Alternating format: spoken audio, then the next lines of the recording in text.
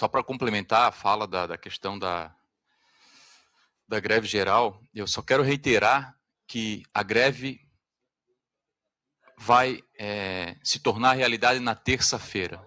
Nós temos quinta-feira, temos segunda-feira e espero que o Poder Executivo bote a mão na consciência e busque o diálogo, tenha sensibilidade para discutir aquela database, porque tem algumas coisas que são fundamentais que ele entenda e aceite, porque a gente está falando da vida da população de São José.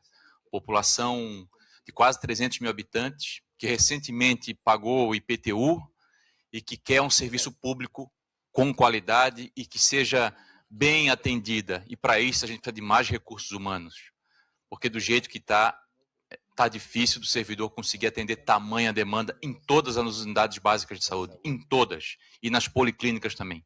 Então, bota a mão na consciência, prefeitura, porque dar alguns passos atrás e largar um pouco o ego, porque quando a gente não dialoga é porque às vezes nós temos o ego muito grande, vai fazer bem para a população. Para a população. Não é para o vereador André, não é para o prefeito, nem para o vice-prefeito, nem para os secretários, para nenhum vereador, mas para a população. Para a população. E para fazer com que o servidor seja valorizado naquele trabalho que ele faz muito bem feito. Muito bem feito. Eu, nas últimas 3 sextas-feiras, eu recebi aqui com muita alegria aqui no plenário, de manhã e de tarde, em 3 sextas-feiras, alunos do 5º ano do Barreirão. E foi um bate-papo maravilhoso, porque a gente ensina um pouquinho, mas aprende muita coisa com eles. E a gente colocou eles sentados aqui nos lugares dos vereadores, botamos eles aqui na mesa diretora, e no momento desse bate-papo, eles fizeram muitas perguntas. E muitas perguntas que eu tenho certeza que surpreenderiam todos vocês aqui, porque eles, nas matérias que eles vieram para cá, eles fizeram um estudo, discutiram algumas perguntas e veio de tudo que é tipo de pergunta, desde o buraco na rua, pergunta por que foram demitidos os servidores da saúde, por que o Barreirão não tem ar-condicionado, entre outras coisas. Então foi maravilhoso, são crianças de 10 e 11 anos e que nos trazem uma energia tão positiva, um gás tão novo, que faz com que a gente tenha cada vez mais vontade de lutar pela nossa cidade, de lutar pelo nosso povo e de lutar por eles, né? Porque crianças de 10 e 11 anos que daqui a pouco já têm 15, 16, já estão entrando na universidade e são as pessoas que vão continuar tocando o município de São José, desse povo tão trabalhador. Mas eu quero voltar agora para a questão do Barreirão, porque eram alunos do Barreirão. São José avançou bastante no sentido da instalação de ar-condicionados, tanto em CIs quanto em escolas. Né? Foi uma cobrança que nós fizemos, a Câmara fez, desde o começo do ano passado. Eu lembro do manifesto que nós fizemos com mais de 1.500 assinaturas, que iniciou, se eu não me engano, logo após o Carnaval, e a Prefeitura, junto com a Secretaria, foi instalando esses ar-condicionados nas creches e nas escolas, nos CENs. Só que o Barreirão ainda não tem ar-condicionado.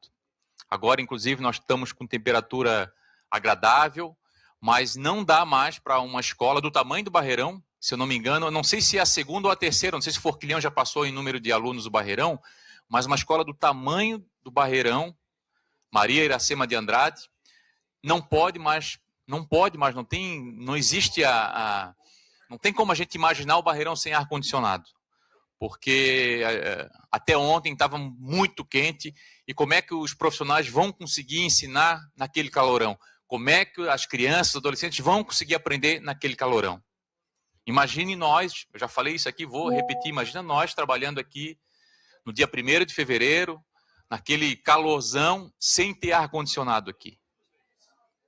As vereadoras vão ficar impacientes, né? A gente mexe com a nossa vida isso. Então a gente precisa que sejam instalados ar-condicionados no Barreirão.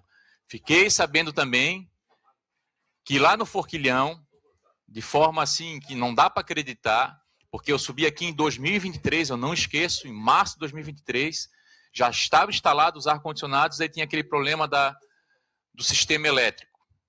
E ainda tem falha na parte do sistema elétrico no Forquilhão.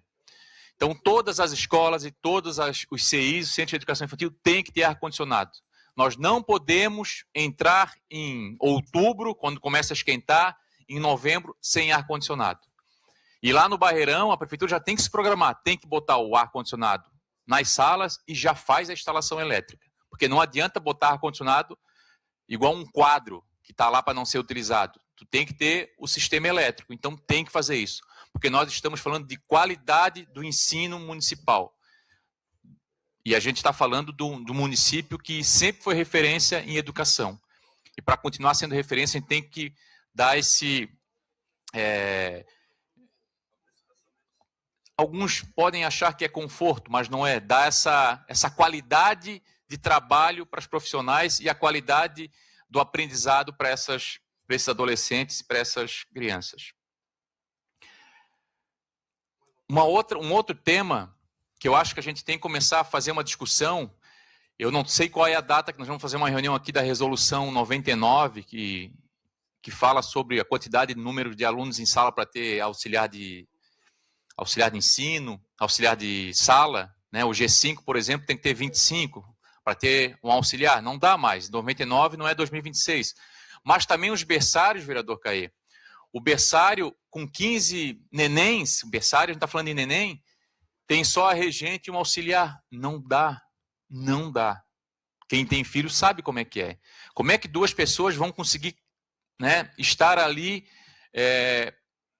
amparando 15 nenéns? Nos bebê confortos, quando tem 3, 4, às vezes precisando de um apoio.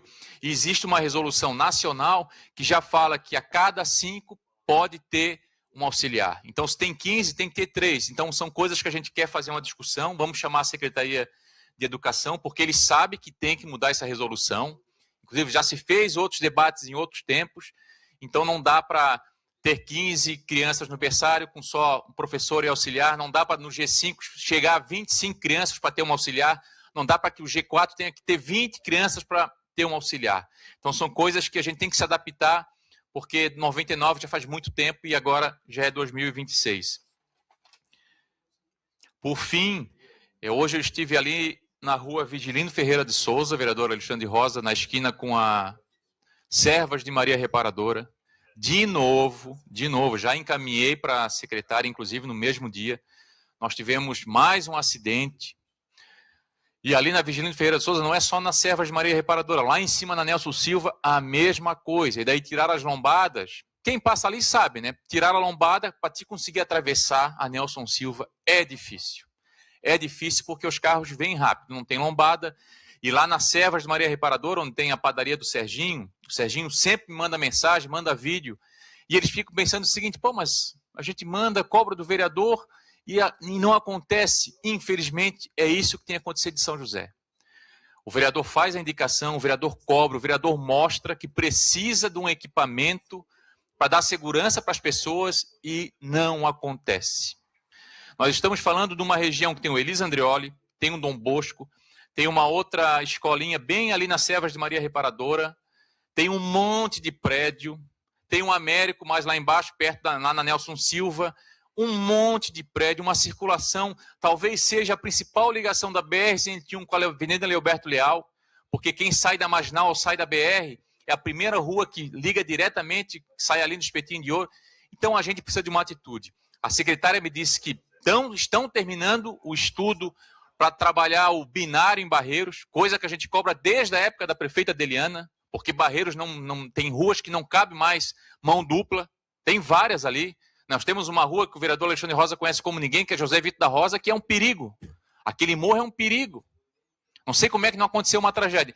Então a gente precisa de alguma ação ali em Barreiros, e daí eu estou pedindo especificamente hoje, na esquina com as Servas de Maria Reparadora, com a Vigilino Ferreira de Souza, porque ali circula muito pedestre, muitos alunos. E do jeito que aconteceu o acidente segunda-feira, se tivesse uma pessoa passando ali, eu acho que seria fatal. Seria fatal. Então a gente precisa desse olhar para Barreiros, porque Barreiros paga bastante IPTU e a prefeitura arrecada muito com aquela região.